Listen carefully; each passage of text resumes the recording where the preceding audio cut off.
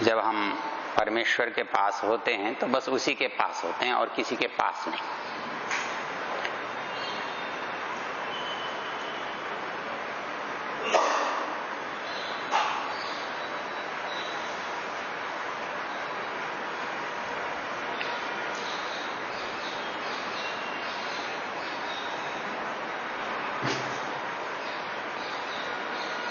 तीन बार ओम का उच्चारण करेंगे।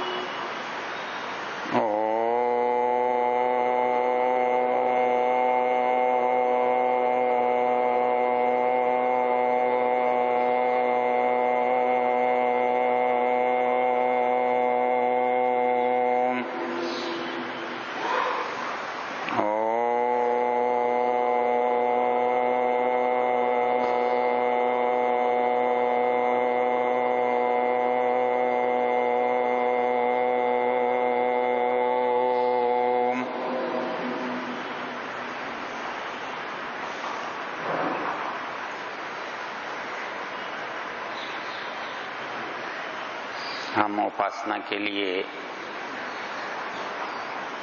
बैठे हैं। उपासना का विचार आते ही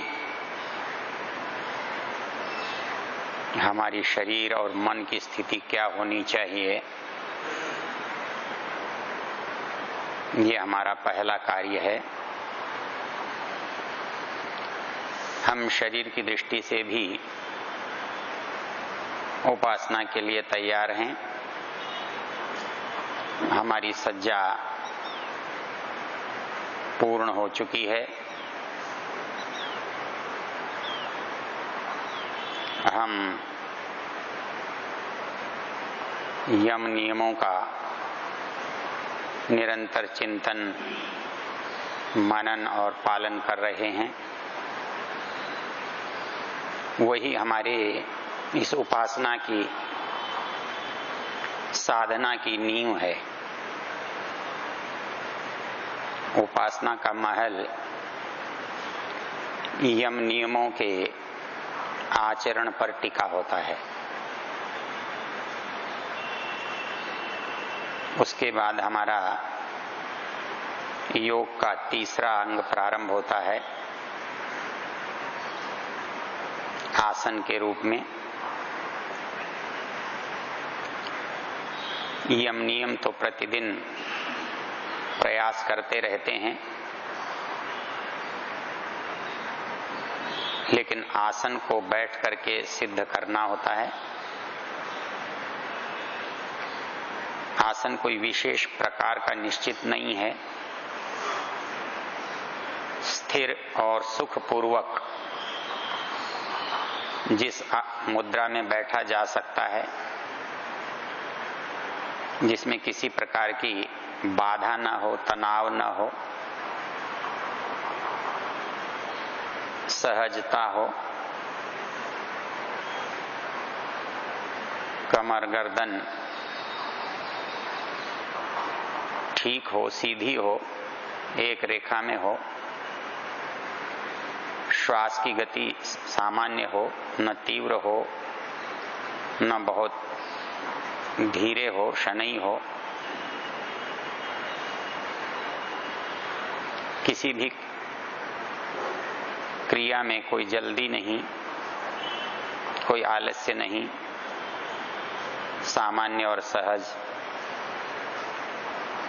आंखों पर भी कोई तनाव नहीं, चेहरे पर भी सामान्य सहज प्रसन्नता का भाव रहना अच्छा रहता है। नियम ये है, जिस तरह के भाव आकृति पर, चेहरे पर आते हैं, चेहरा उसी तरह का बन जाता है। इसलिए हमारा प्रयत्न रहना चाहिए, हमारा विचार रहना चाहिए, हमारे चेहरे पर सदा प्रसन्नता का भाव रहे। मुस्कुराता हुआ चेहरा रहे, क्योंकि जब हम मुस्कुराते हैं, जब हम प्रसन्न होते हैं, तब निश्चित रूप से हम सतोगुण की ओर होते हैं, सरलता की ओर होते हैं, सत्यता की ओर होते हैं। और परमेश्वर के पास जाने में सरलता बहुत ही सहायक है। कोई बनावट नहीं है, कोई कृत्रिमता नहीं है, कोई दिखावा नहीं है। हम संसार के लोगों को तो दिखा सकते हैं कि देखिए हम उपासना कर रहे हैं, हम अपना आसन गली के नुक्कड़ पर लगाकर कर सकते हैं, तब हमारा प्रयोजन होता है कि लोग हमें देखें, हम उपासना करते हैं। किंतु परमेश्वर के पास दिखाने की आवश्यकता नहीं है। इसलिए जहां उपासना सहज होती हो, आसानी से होती हो, वहां करना है। कल मैंने आपको वेदांत के कुछ नियम बताए थे। ये वेदांत दर्शन के चौथे अध्याय में हैं। वो कहते हैं आसीनः संभवात्। हमारे वात पित्त कफ दोष जब हम बैठते हैं तो सहज स्वस्थ सम रहते हैं। इसलिए मन को शांत करने के लिए बैठकर उपासना करना उचित है। शेष अपवाद की स्थितियां हैं और बैठकर ही ध्यान किया जा सकता है।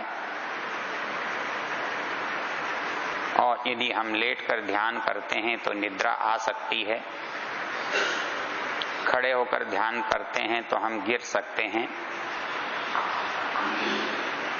और बैठकर हम ध्यान करते हैं तो सहज स्थिर रह सकते हैं। हमारे ध्यान करने में और हमारे नींद आने में थोड़ा सा अंतर होता है। और ये अंतर इतना ही है, जब हम ध्यान करने का प्रयत्न करते हैं तो कभी हमें नींद आ जाती है, तो हमें लगता है कि ध्यान करते हुए नींद आना शायद ये भी ध्यान मार्ग का ही एक पड़ाव है। वास्तव में जब हम शांत होते हैं, एकाग्र होने का यत्न करते हैं, नींद पहले आती है। और नींद इसलिए आती है कि हमारे शरीर पर तमोगुण का प्रभाव होता है। यदि हमारे अंदर तमोगुण का प्रभाव है तो जैसे ही हम ध्यान में जाएंगे हमें नींद आ जाएगी। लेकिन जब हम ज्ञान के साथ होते हैं तब हमें ध्यान में नींद नहीं आएगी। विचार का प्रवाह बना रहेगा, उसमें एकाग्रता आएगी, सतोगुण की प्रबलता होगी, शरीर में हल्कापन लगेगा और सबसे महत्वपूर्ण बिंदु, इसमें समय का बोध नहीं होगा। यदि हम 1 घंटा भी उपासना करके उठें, ऐसा अनुभव होगा जैसे अभी बैठे थे। किसी प्रकार की पीड़ा कष्ट का अनुभव न होना और ऐसा लगना जैसे सुख के क्षण बहुत जल्दी बीत जाते हैं। हम संसार में अनुभव करते हैं दुख के क्षणों को बिताना बड़ा मुश्किल होता है और सुख के क्षण कब बीत जाते हैं पता भी नहीं लगता है। यही कसौटी है कि जब हम परमेश्वर के निकट होते हैं और हमारे क्षणों का बीत जाना हमें हमारे अनुभव में नहीं रहता, ये उस सुख का, ये उस कल्याण का एक परीक्षण है, एक पहचान है। तो इस दृष्टि से शास्त्र कहता है कि आप जब ध्यान करें तो ठीक आसन से बैठें ताकि आप ध्यान कर सकें, क्योंकि ध्यान चंचलता के साथ नहीं होता, हिलने डुलने से नहीं होता। जो भी क्रिया आप करेंगे मन आपका उस क्रिया के साथ होगा, इसलिए मन परमेश्वर के साथ नहीं होगा, उपासना के विचार में नहीं होगा, वो क्रिया में होगा और वो बाह्य वृत्ति वाला होगा। इसलिए जो भी चंचलता है वो उपासना में बाधक है। वो दुख के कारण, पीड़ा के कारण पैदा होती है, या वो मानसिक गति के कारण पैदा होती है। इसलिए उन्होंने कहा अचलत्वम, अचलता रहनी चाहिए। और ये ध्यान यदि हमें सुख देगा तो ये प्रश्न मन में नहीं आता कि हम कब तक करें, क्योंकि आज तक कोई भी व्यक्ति ऐसा पैदा नहीं हुआ। ये तो कह सकता है कि ये दुख कब तक झेलना है, लेकिन ये कोई नहीं कहेगा कि ये सुख हमें कब तक मिलेगा। हम तो चाहते हैं कि ये मिलता ही रहे और सतत प्राप्त होता रहे। इसलिए शास्त्र कहता है आप्रायणात्, प्राप्त होने तक हमारा ये प्रयत्न बना रहेगा, हमारी ये क्रिया जारी रहेगी और हम इस आसन के माध्यम से उस ध्यान को प्राप्त कर सकते हैं। ध्यान के लिए ही आसन के बाद हम प्राणायाम करते हैं, उसका भी प्रयोजन मन को एकाग्र करना है, प्राण को नियंत्रित करना है। प्राण के नियंत्रण से मन पर स्वतः नियंत्रण हो जाता है। इसलिए हम कभी कभी उपासना में प्राण के साथ चिंतन करते हैं, प्राण के साथ जप करते हैं, प्राण के साथ विचार करते हैं, तो हमारा प्राण हमारे मन को एकाग्र करने में सहायक होता है। हम बाहर से अपनी इंद्रियों को समेटकर जब एक जगह लाने का यत्न करते हैं, ये हमारा प्रयास प्रत्याहार होता है। प्रत्याहार का सीधा सा अर्थ है बटोरना, संभाल कर एक जगह करना। एक जगह हो जाना, विचार का, चिंतन का जो प्रवाह है वो एक जगह बना रहना, ये ध्यान की सफलता है। इसलिए हम जिन शब्दों को बोलते हैं उन्हीं के बारे में अर्थ जानते हैं, उसी अर्थ का हम चिंतन करते हैं। जितना जितना हम चिंतन को गहरा करते हैं, हमारा विचार संक्षिप्त होता जाता है। हम 18-19 मंत्रों की संध्या करते हैं, हो सकता है आगे चलकर हम केवल एक गायत्री मंत्र की बात करें, उससे आगे चलकर केवल व्याहृतियों की बात करें, और उससे भी आगे चलकर केवल ओम की बात करें। इसलिए हमारे ऋषियों ने ओम के जप को उपासना का मुख्य अंग माना है।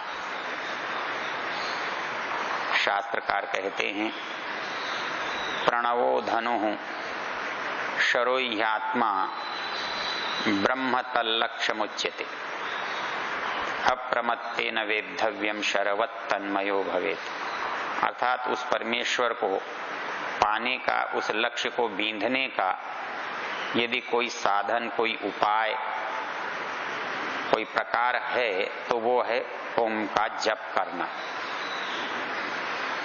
ओम का जप करने से एकाग्रता पूर्वक जब हम ओम का जप करते हैं तो हमारा आत्मा इस ओम जप के साथ उसकी यात्रा परमात्मा तक सहज हो जाती है। इसलिए ओंकार को धनुष कहा है और हमारे आत्मा जो है वो शर है, बाण है और ईश्वर हमारा लक्ष्य है। ओम के बारे में हम जितना भी चिंतन करेंगे हम पाएंगे कि संसार की सबसे उत्तम शब्द ध्वनि है। शास्त्र कहता है ओम इत्येवं ध्यायथ आत्मानं स्वस्ति वह पाराय तमसः परस्तात्। तुम यदि ओम का जप करोगे, इसका ध्यान करोगे, इसका चिंतन करोगे तो निश्चित रूप से इस अज्ञान अंधकार से, इस अज्ञान की रात्रि से तमसः परस्तात्, इससे परे पहुंच जाओगे। इसलिए हमारे ऋषियों ने उपासना में ओम के जप को महत्व दिया है। ऋषि कहते हैं ओम इत्येवं ध्यायथ, ओम का ध्यान करो, अन्या वाचो विमुंचथ, व्यर्थ की बकवास बंद कर दो। इसके अतिरिक्त जितनी बातें हैं सब व्यर्थ हैं, बकवास हैं। अमृतस्यैष सेतु, ये ओम का जप है, अमृत का सेतु है। आप इसके द्वारा इस पर चढ़कर अमृत तक पहुंच सकते हैं। इसलिए ओम की जप की बात शास्त्र करता है। साधना का जो प्रारंभ है इस ओम से, मंत्र से, संध्या से हम करते हैं। हम इसी तरह से परमेश्वर का चिंतन करेंगे तो उसमें हमारा ध्यान भी एकाग्र होगा। ध्यान की एकाग्रता की पहचान, हमारा विचार टूटना नहीं चाहिए। जैसे निर्वात स्थान पर जलता हुआ दीपक बिना हिले प्रकाश देता हुआ स्थिर रहता है, वैसे ही हमारा विचार बिना विचलित हुए उसी परमेश्वर की ओर निरंतर लगा रहता है, बिना व्यवधान के रहता है। तब हमारा ध्यान सफल होता है, तब हमारी ध्यान की प्रक्रिया पूर्ण होती है। तो उसी ध्यान के लिए हम संध्या करते हैं। संध्या सम्यक ध्यान का नाम है। जिसका भी हमें चिंतन करना है उसका भली प्रकार चिंतन करना है, और ध्यान और चिंतन उस विषय का है तो उस विषय के चिंतन के लिए उसके गुण, उसके स्वरूप, उसके कर्म वही हमारे चिंतन का विषय बनते हैं। हम किसी भी वस्तु के बारे में, व्यक्ति के बारे में जब चिंतन करते हैं तो उसके सारे रूप पर हम विचार करते हैं, उसके स्वभाव पर, उसके गुणों पर, उसके कर्मों पर विचार करते हैं। यह विचार करना ही उपासना है, यह विचार करना ही ध्यान है, ये विचार करना ही पुकार है, ये विचार हमें उसके निकट ले जाता है। इसलिए संध्या के द्वारा उस विचार को, उस ध्यान को हम करने का यत्न करते हैं। इन मंत्रों का हम क्रमशः पाठ करेंगे और अपने ध्यान को, अपने विचार को उस परमेश्वर के गुण कर्म स्वभाव में अनुभव करेंगे, उसको अपने अंदर देखेंगे, हम उसका साथ लेंगे। सबसे पहले गायत्री मंत्र का उच्चारण करेंगे। ओम भूर्भुवः स्वः तत्सवितुर्वरेण्यं भर्गो देवस्य धीमहि धियो यो नः प्रचोदयात्।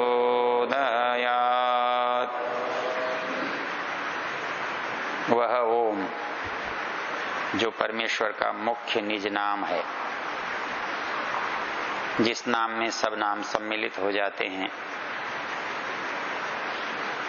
और भूः जो प्राणों का भी प्राण है,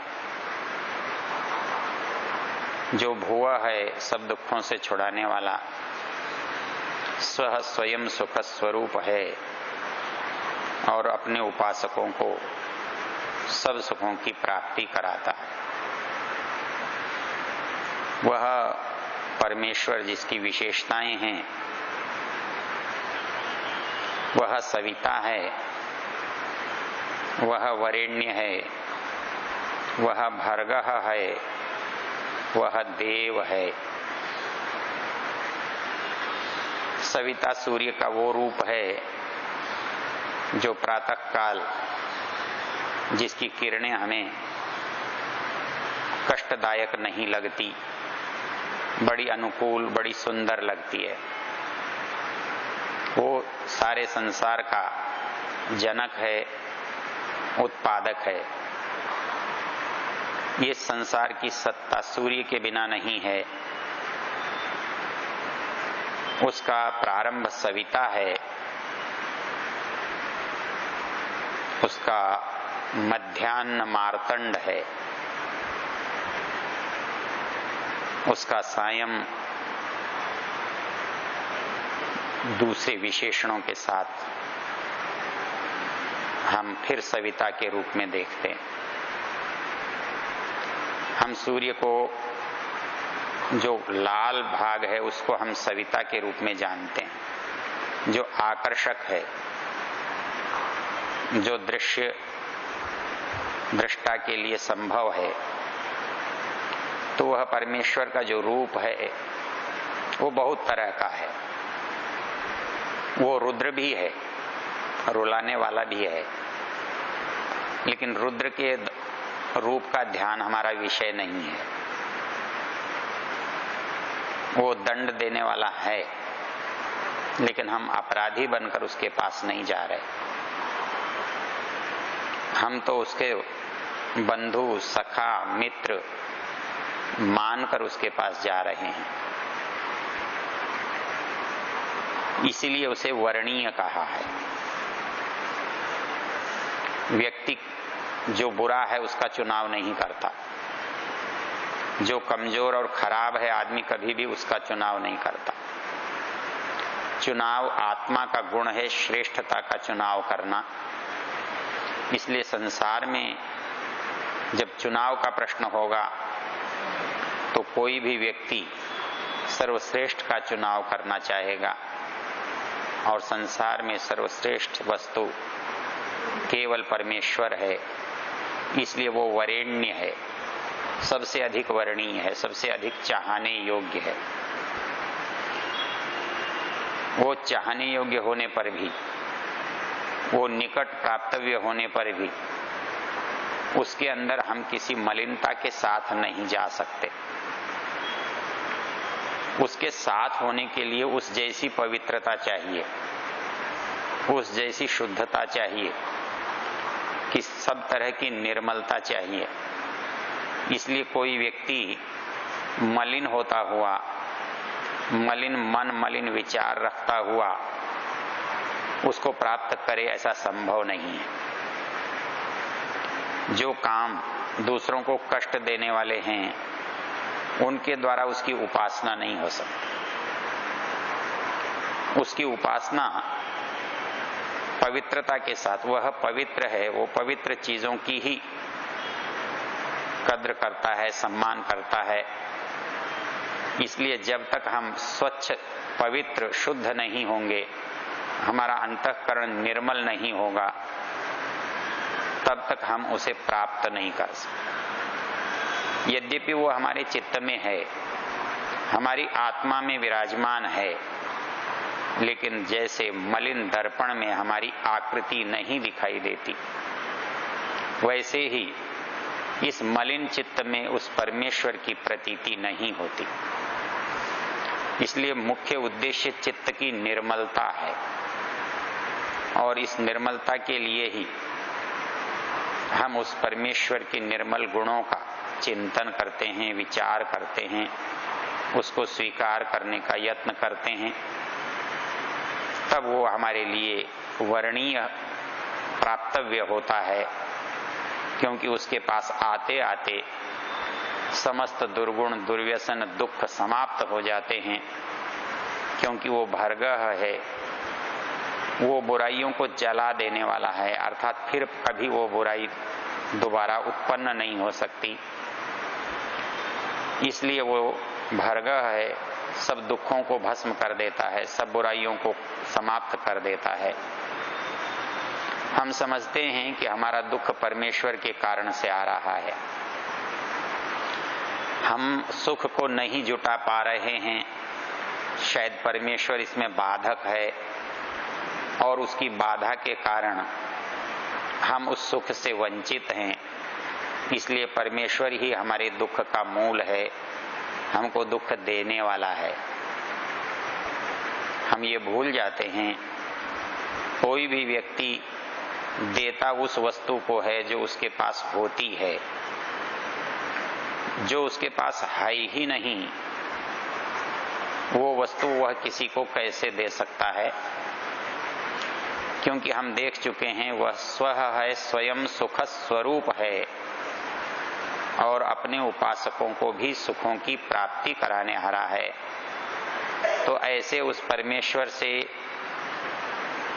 ये सोचना कि वो दुख दे सकता है, दुख देता है, ये हमारी भूल है, ये हमारा अज्ञान है। वो भर्गः है बुराइयों के लिए, वो भर्गः है पाप के लिए, वो भर्गः है दुखों के लिए, क्लेशों के लिए, वो अच्छाइयों के लिए नहीं है, वो अच्छाइयों को समाप्त करने वाला नहीं है। वो दंड देता है, वो रुद्र है, लेकिन पापियों को, दुराचारियों को, पक्षपात अन्याय करने वालों को, लेकिन वो अपने भक्तों को, सब क्लेशों को नष्ट करने वाला है। इसलिए वो देव है, क्योंकि वह दिव्य गुणों के द्वारा हमें सदा सुख ही सुख प्रदान करता है। इसलिए हम उसका स्मरण करेंगे तो हमें भी सुख का अनुभव होगा। आदमी जैसे जैसे विचार करता है, उसी तरह की प्रतिक्रिया उसके शरीर पर होती है। वो यदि किसी से द्वेष करता हुआ उसके बुरे के बारे में सोचता है, तो मनुष्य का मन, मनुष्य का शरीर, मनुष्य की बुद्धि देश के प्रभाव से एकदम संतप्त हो जाती है। हम जिसका बुरा चाहते हैं उसका कब होता है पता नहीं, लेकिन बुरा सोचते सोचते हमारा पहले बुरा हो जाता है। इसलिए जो भी काम हम मन से भी करते हैं, यदि वो बुरा है तो उससे हम प्रभावित होते हैं, उसके परिणाम हमें प्राप्त होते हैं। तो निश्चित रूप से यदि बुरे विचारों से हमें दुख प्राप्त होता है, तो सद विचारों से सुख प्राप्त होना ही चाहिए। इसलिए जितने अधिक सद्विचार, जितनी देर तक और जितने गहराई से अपनाते रहेंगे, विचार करते रहेंगे, तो हमारे शरीर, मन, बुद्धि पर एक अनुकूल अच्छा प्रभाव पड़ेगा और हमें सुख का अनुभव होगा। इसीलिए यहाँ एक शब्द का प्रयोग किया है कि हम उसका जो चिंतन करते हैं, धीमहि, हम उसका ध्यान करते हैं, उस पर विचार करते हैं, उसके गुणों को याद करते हैं। सुख की याद करके भी आदमी सुखी हो जाता है, दुख की याद आने पर आदमी को दुख होता है। तो परमेश्वर को याद करके दुखी कैसे हुआ जा सकता है? इसलिए धीमहि, हम उसका ध्यान करते हैं, उसको सोचते हैं, उसके बारे में विचारते हैं, तो उसका चिंतन ही हमारे लिए बड़ा सुख देने वाला होता है। इसलिए हमारे यहाँ नाम स्मरण का महत्व है। भले ही आज के लोग कहते हों कलयुग में नाम आधार, परंतु हर युग में नाम का ही आधार है। नाम के बिना उसकी पहचान कैसे हो सकती है? नाम के बिना उसके गुण कर्म स्वभाव का बोध कैसे हो सकता है? उसके नाम का चिंतन करने से, उसके नाम का मनन करने से, उसके नाम का जप करने से हमारे अंदर उसके गुणों का अनुभव आता है, प्रभाव आता है। इसलिए कहा धीमहि।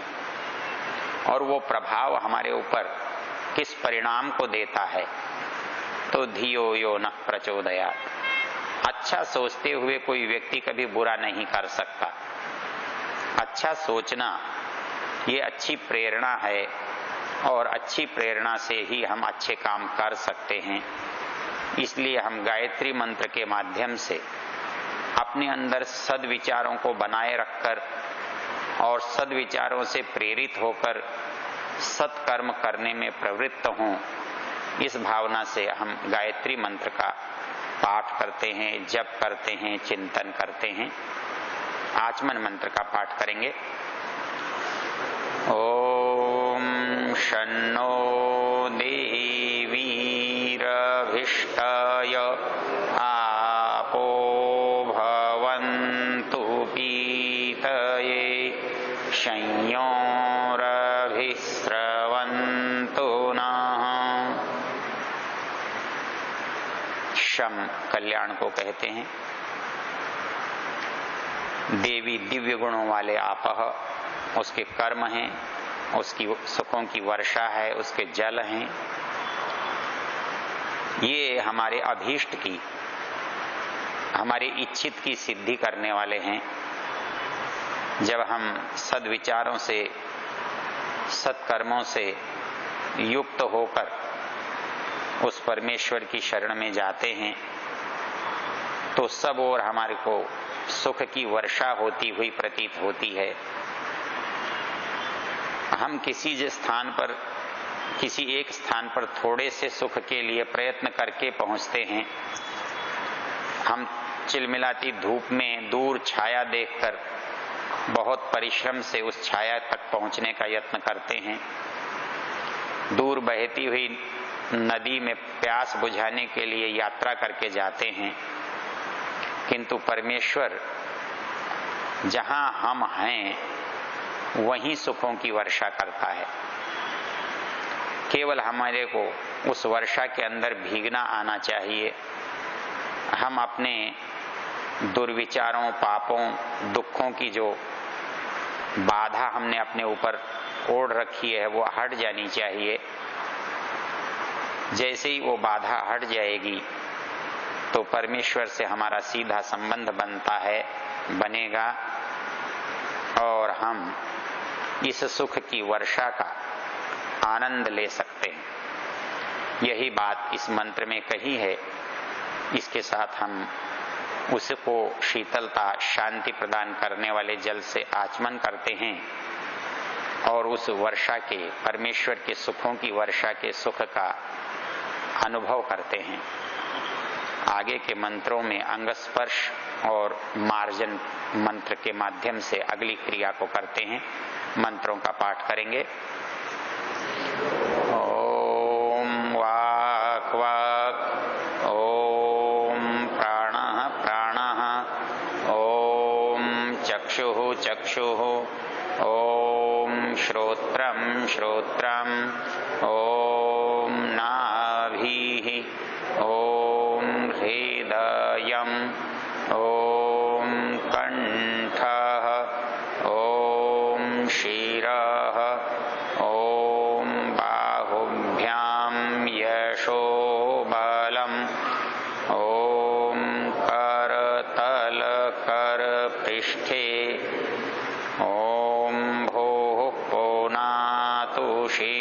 शिरसि। ओम भुवः पुनातु नेत्रयोः।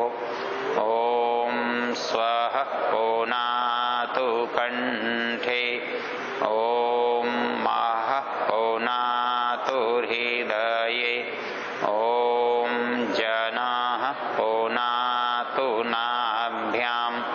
ओम तपः पुनातु पादयो। ओम सत्यं पुनातु पुनः शिरसि। ओम खं ब्रह्म पुनातु सर्वत्र। हम जल से अपने अंगों का स्पर्श करते हैं।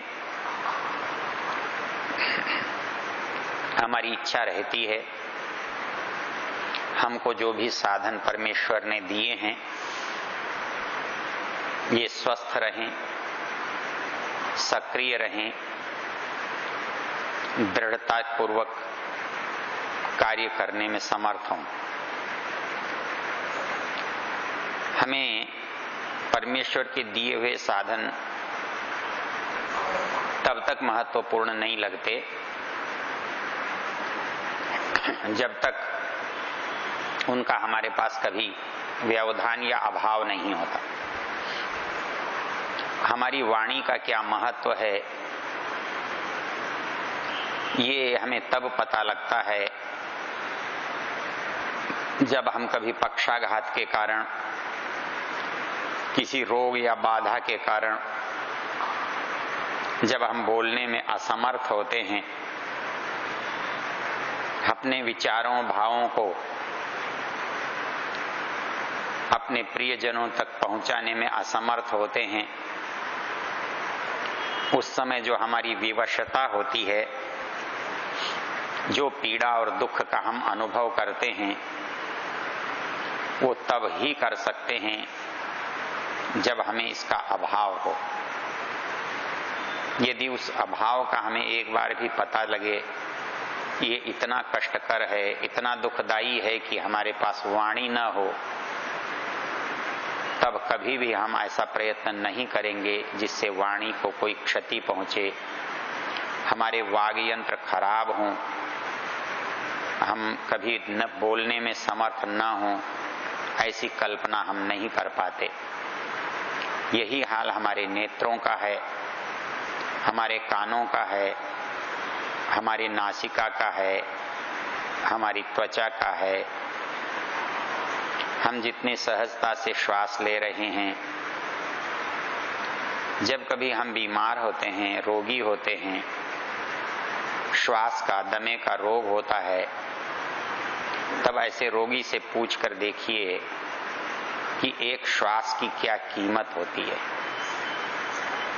वो एक श्वास लेने के लिए पूरी पूरी रात्रि को जागता है, वो बिना नींद लिए सारी रात बैठा रहता है। वो केवल ये प्रयत्न करता है कि किसी तरह से एक श्वास अंदर चला जाए। लेकिन ये परमेश्वर की कृपा यदि हम जानेंगे नहीं, अनुभव नहीं करेंगे, तो इसका बचाव भी हम नहीं कर सकेंगे। इन अंगस्पर्श मंत्रों के माध्यम से हम अपने शरीर के प्रत्येक अंग को स्वस्थ, सुंदर, उपयोगी बनाने का संकल्प लेते हैं। केवल मंत्र नहीं पढ़ते, मंत्र पढ़ के हम इनके लिए प्रयत्न भी करते हैं, इसके बारे में विचार भी करते हैं। मनु महाराज कहते हैं, प्रत्येक मनुष्य को प्रातःकाल उठकर अपने दुखों की, अपने शरीर की चिंता अवश्य करनी चाहिए। ब्राह्मे मुहूर्ते बुद्धेत धर्मार्थौ चानुचिंतयेत काय क्लेशांश्च तन्मूलान वेद तत्वार्थमेव च। काय क्लेशान, संध्या का जो मंत्र है केवल संध्या के लिए नहीं है, ये तो हमारे शरीर को सदा स्वस्थ रखने का विधान है। यदि हम चिंतन करें कि हमें क्या क्या कष्ट और दुख हैं, क्या रोग हैं, हम ये चिंतन करें कि वो उनका कारण क्या है, वो किस परिस्थिति में, किस अपथ्य से, किस दुर्घटना से ये हुआ है। तो यदि हम उसका चिंतन करेंगे तो उसका निराकरण और उसका उपाय भी करेंगे। इसलिए संध्या में अंग स्पर्श के मंत्रों का महत्व है। अंग का स्वस्थ होना ही पर्याप्त नहीं है, उसकी शारीरिक शुद्धता ही अपेक्षित नहीं है, उसके साथ उसके कर्मों की जो पवित्रता है, उनका जो सदुपयोग है, वो भी अपेक्षित है, उसकी भी जरूरत है। नहीं तो ये कहने की आवश्यकता नहीं होती, खम ब्रह्म पुनातु सर्वत्र, ईश्वर हमें सब ओर से सदा पवित्र करता रहे। उसकी पवित्रता, उसका साथ हमको सदा अपने शरीर और इंद्रियों के सदुपयोग की ओर अग्रसरित करे, आगे बढ़ाए। इसलिए हम इन मार्जन मंत्रों का पाठ करके अपने अंदर पवित्रता का भाव पैदा करते हैं। अघमर्षण मंत्रों को पढ़ेंगे। ओम रेतंच सत्यंच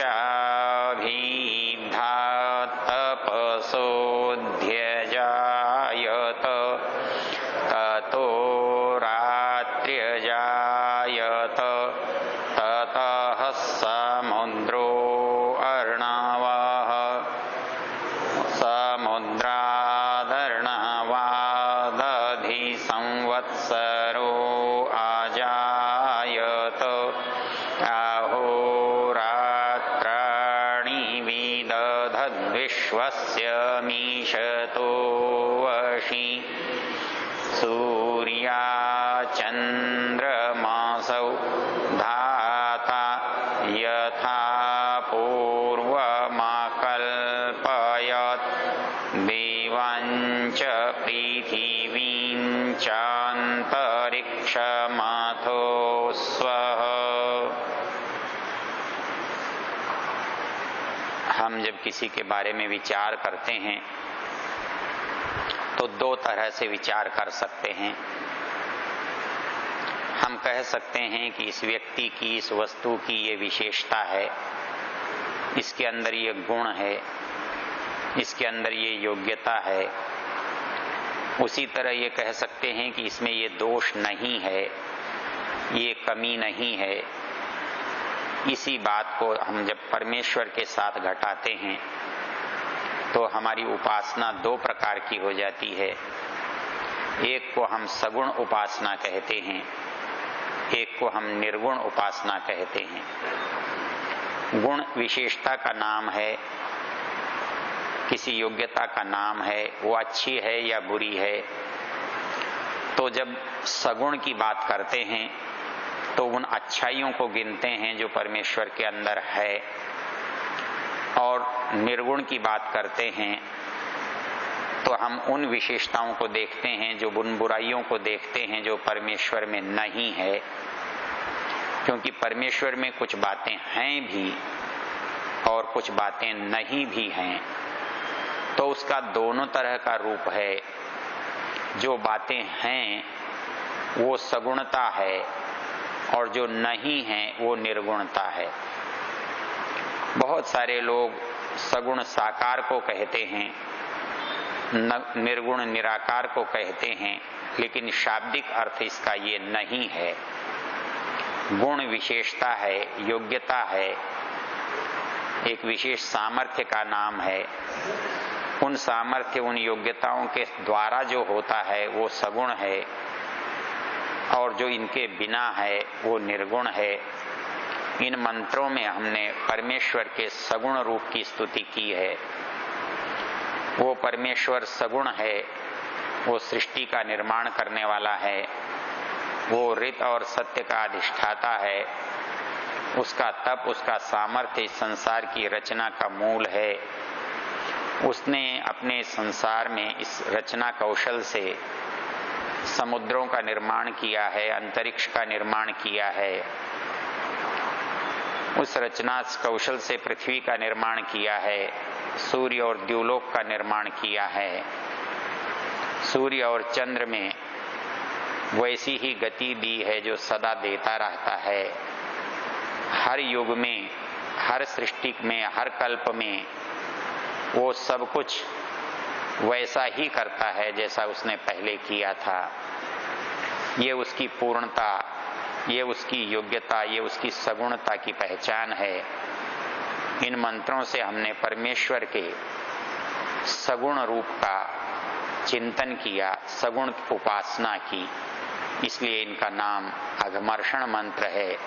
उनके गुणों से, उनकी योग्यताओं से, उनके सामर्थ्य से हम अपने सामर्थ्य को बढ़ाएं और हमारी जो अयोग्यता, दोष, उनको दूर करने का यत्न करें। अघ पाप को कहते हैं, उन पापों को हम हटा सकें। इसलिए इन अघमर्षण मंत्रों के द्वारा परमेश्वर के सामर्थ्य का विचार और चिंतन करते हैं और उसके सामर्थ्य को ध्यान में रखकर अपने अंदर भी उस सामर्थ्य को उत्पन्न करने का भी संकल्प और विचार करते हैं, जिससे हमारे अंदर जो दुर्गुण, दुख और बुराइयां हैं उनको हम समाप्त कर सकें। फिर आचमन मंत्र के माध्यम से एक बार आचमन करते हैं, आचमन मंत्र का पाठ करेंगे।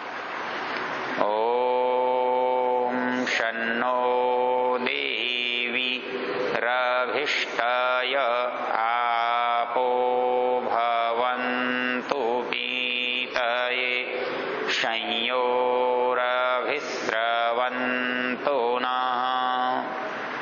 जल शांति और शीतलता का प्रतीक है और उसके प्रयोग से, आचमन से हमारा मन भी शांत और शीतल होता है।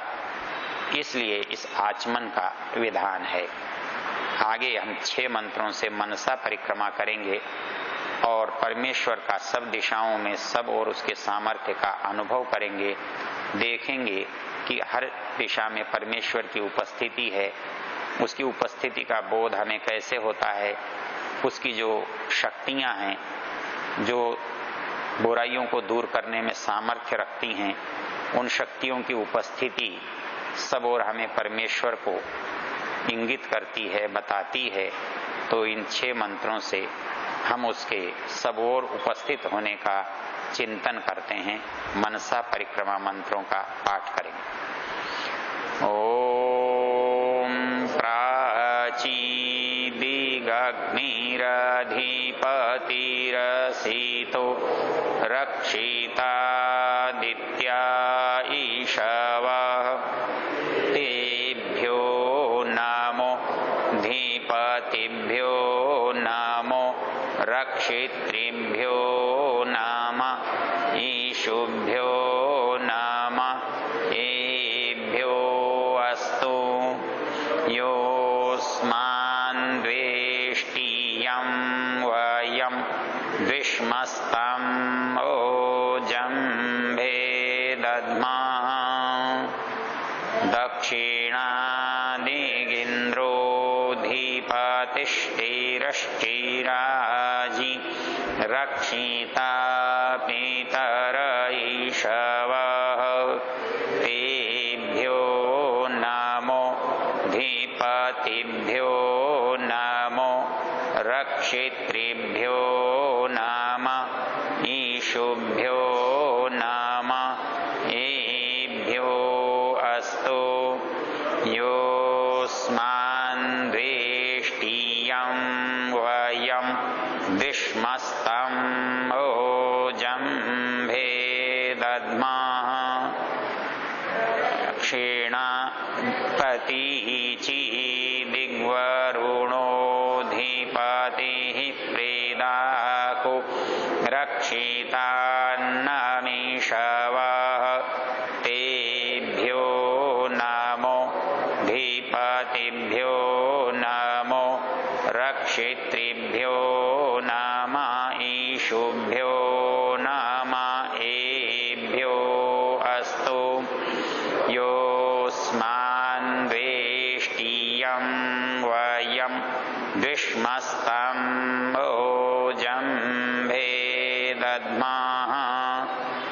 उदीची दिक्सोमोऽधिपतिः स्वजो रक्षितान्नमीशवः रक्षिता शनिरिषवः तेभ्यो नमो धीपतिभ्यो नमो रक्षितृभ्यो नमः ईशुभ्यो नमः भ्यो अस्तु योऽस्मान्वेष्टियं वयं द्विष्मस्तं भोजं भेदध्मः ध्रुवादिग्विष्णुरधिपतिः कल्माषग्रीवो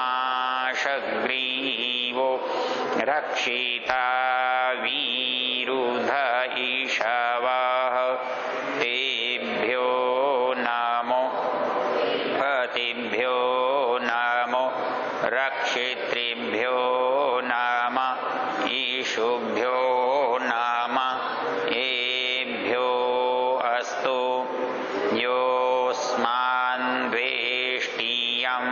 वयं द्विष्मस्तं भोजं भेदध्मः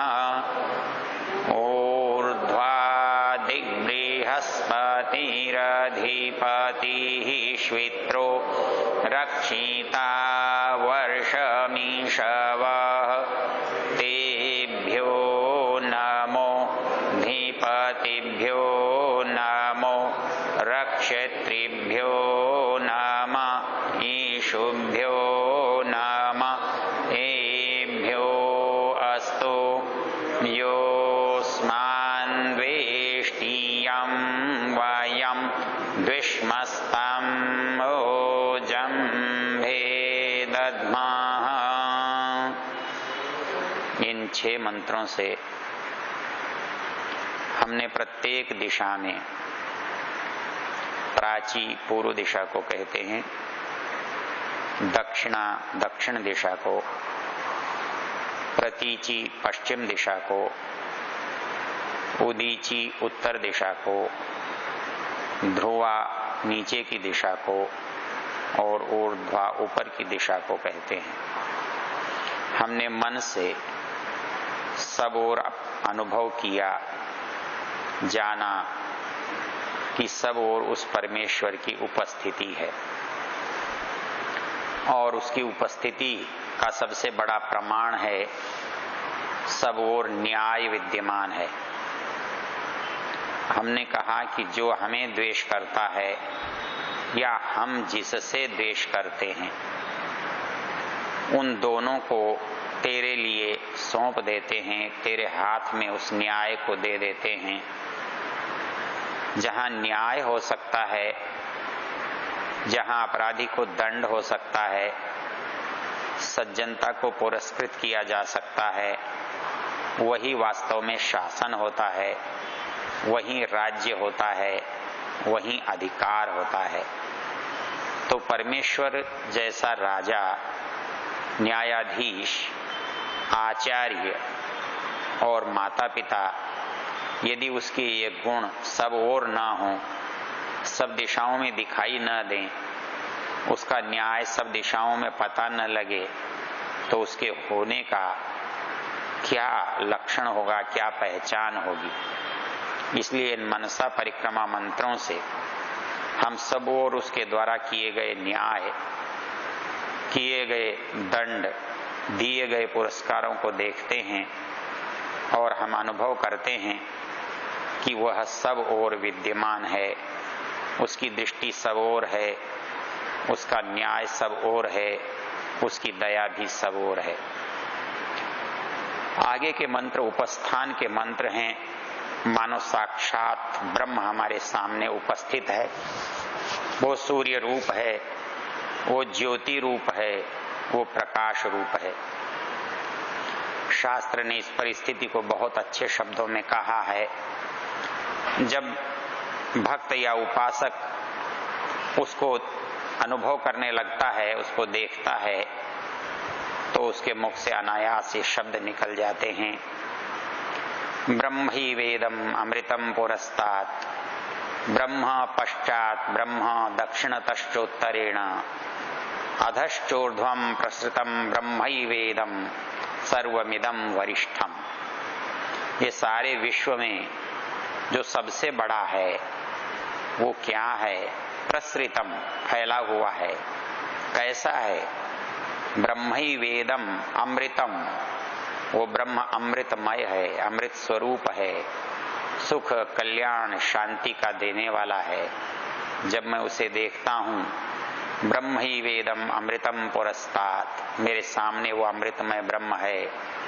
ब्रह्म पश्चात, वो ब्रह्म मेरे पीछे भी है, मेरा रक्षक भी है, मेरे असावधानता में भी मेरे साथ रहता है, मेरे अज्ञान की परिस्थिति में भी वह मेरा संरक्षण करने वाला है। ब्रह्म दक्षिणतश्च उत्तरेण, वो मेरे दक्षिण में भी है, मेरी समझदारी में भी है, मेरी गैर समझदारी में भी है, मेरी उपस्थिति में भी है, मेरी अनुपस्थिति में भी है। अधश्चोर्ध्वम प्रसृतम ब्रह्म ही वेदम, मैं उसको नीचे भी देख अनुभव कर सकता हूँ, मैं उसे ऊपर भी अनुभव कर सकता हूँ। वो मेरे लिए नीचे से भी सुख करने वाला है, मेरा आधार है, मजबूत है। वो कांटे वाला नहीं है, वो चुभन वाला नहीं है, वो कठोर नहीं है। मैं उसको नीचे से भी सुख का अनुभव करने वाला देखता हूँ, ऊपर भी सुख की वर्षा वाला देखता हूँ। ब्रह्म ही वेदम अमृतम पुरस्तात्, ब्रह्म पश्चात, ब्रह्म दक्षिणतश्चोत्तरेण, अधश्चोर्ध्वम प्रसृतम ब्रह्म ही वेदम विश्वमिदम वरिष्ठम। इस सारे विश्व में उसी को जब सब ओर देखता हूँ, सब ओर उसी के अमृतमय छाया को देखता हूँ और उसी का सामर्थ्य पाता हूँ। इन मंत्रों को हम, इन भावों को उपस्थान मंत्रों में देखते हैं। उपस्थान मंत्रों का पाठ करेंगे। ओम द्युत्यंजात वेदसं हम तमसस्परि स्वाहा पश्यन्त उत्तरम देवं देवत्रा सूर्यमगन्मज्योतिरुत्तमम् उदुत्यञ्जात वेदसं वं वहन्ति केतवः दृशे विश्वाय सूर्यं चित्रं देवानामुदगादनीकं चक्षुर्मित्रस्य वरुणस्याग्ने आप्राद्यावा पृथिवी अन्तरिक्षं सूर्य आत्मा जगतस्तस्थोषश्च स्वाहा तच्चक्षुर्देवहितं पुरस्ताच्छुक्रमुच्चरत् पश्येम शरदः शतं जीवेम शरदः शतं शृणुयाम शरदः शतं प्रब्रवाम शरदः शतं दीनास्याम शरदः शतं भूयश्च शरदः शतात्। इन मंत्रों में हमने उसके समस्त सब ओर सुखों और अमृत की वर्षा में अपने लिए अपेक्षा की कि उस अमृतमय स्वरूप को हम सदा देखते रहें, उस अमृतमय परमेश्वर की वाणी को सदा सुनते रहें, उसके गुणगान सदा करते रहें और हम सदा उसकी उपस्थिति में अधीन होकर के उसके उपासक बने रहें। इस माध्यम से इन मंत्रों में विचार हुआ। गायत्री मंत्र का पाठ करके समर्पण वाक्य बोलेंगे। ओम भूर्भुवः स्वः तत्सवितुर्वरेण्यं भर्गो देवस्य धीमहि धियो यो नः प्रचोदयात्। हे ईश्वर दयानिधे भवत्कृपयानेन जपोस्नादि कर्मणा धर्मार्थ काम मोक्षाणां सद्यः सिद्धिर्भवेत्।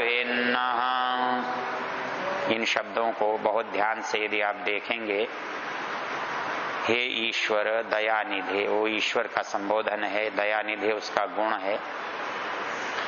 भवत कृपया, आपकी कृपा से जो हमने काम किया है, जब उपासना आदि कर्म किए हैं, ये बिल्कुल व्यर्थ नहीं है, ये आपकी कृपा के फल को देने वाले हैं।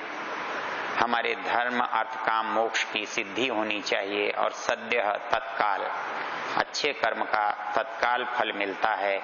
इसलिए हमने जिस जपोपासना आदि कर्म के द्वारा आपकी सेवा उपासना की है, उसका परिणाम धर्म अर्थ काम मोक्ष सदा हमें प्राप्त होता रहे और कृतज्ञता व्यक्त करे हुए है उसके प्रति नमस्कार का भाव करेंगे और नमस्कार मंत्र का पाठ करेंगे।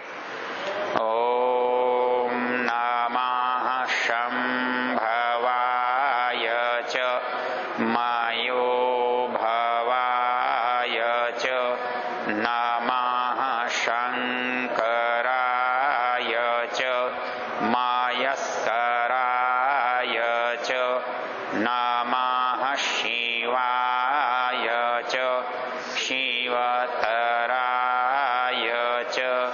ओम शांति शांति। ओम।